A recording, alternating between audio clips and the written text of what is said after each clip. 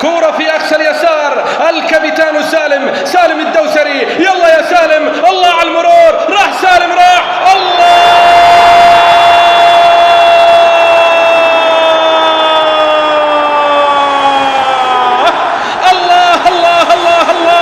أين أنتم أيها الكارهين؟ أين أنتم أيها الحاسدين؟ أين أنتم أيها المنتقدين؟